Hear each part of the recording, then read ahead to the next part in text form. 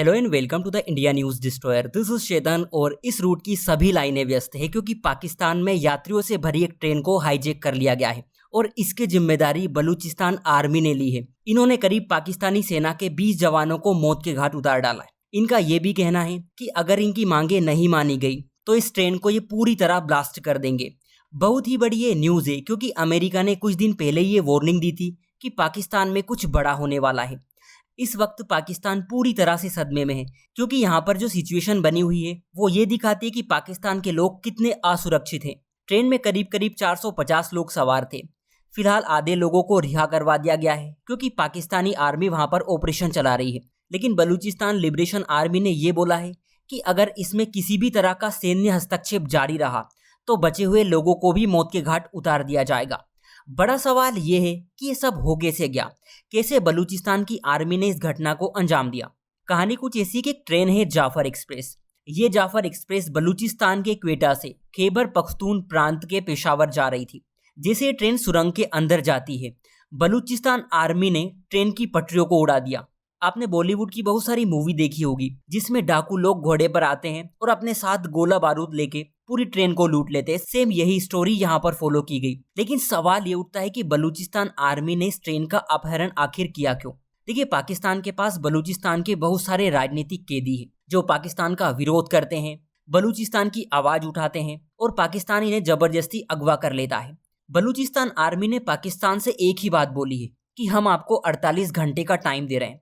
इन 48 घंटों में आप हमारे सारे राजनीतिक कैदियों को रिहा कर दीजिए, वरना इस पूरी ट्रेन को यात्रियों समेत हम निस्तेनाबूद कर देंगे। यहाँ पर एक बात आपको ये समझनी होगी कि पाकिस्तान का बलूचिस्तान प्रांत एक बीहड़ और गरीब जनसंख्या वाला इलाका है। पाकिस्तान की सरकार ने हमेशा इस प्रांत की उपेक्षा की है। बलूचिस्तान के लोग अपने आप को शोषित महसूस करते हैं क्योंकि ये सिर्फ कहने के लिए पाकिस्तान के लोग हैं, लेकिन इनके साथ ऐसा बर्ताव किया जाता है जैसे किसी दूसरी दुनिया से आए हो। पाकिस्तान की सरकार, पाकिस्तान की सेना और चीन, ये तीनों मिलकर बस इस बलूचिस्तान प्रांत को लूट रहे हैं क्योंकि ये इलाका पिछड़ा जरूर है लेकिन खनिज संसाधन की नज़र से बेहद समृद्ध। और ये बात बलूचिस्तान के लोग भी समझते हैं कि पाकिस्तान इनको सुख सुविधाएं तो दे नहीं रहा, ऊपर से इनके संसाधनों को लूट रहा है।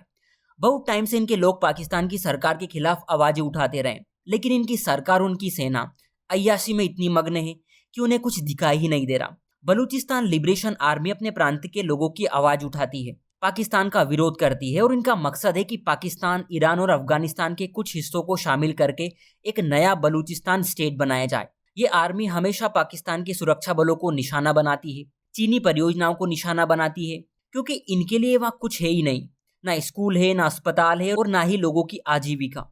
देखिए, कोई सा भी देश हो, उस देश की जिम्मेदारी बनती है कि वो अपने लोगों को कम से कम बुनियादी सुख सुविधाएं प्रोवाइड करे। अच्छी सड़कें नहीं होगी, अच्छे स्कूल नहीं होंगे, अच्छे अस्पताल नहीं होंगे, लोगों के पास नौकरी नहीं होगी, तो फिर क्या ही देश और क्या ही सरकार।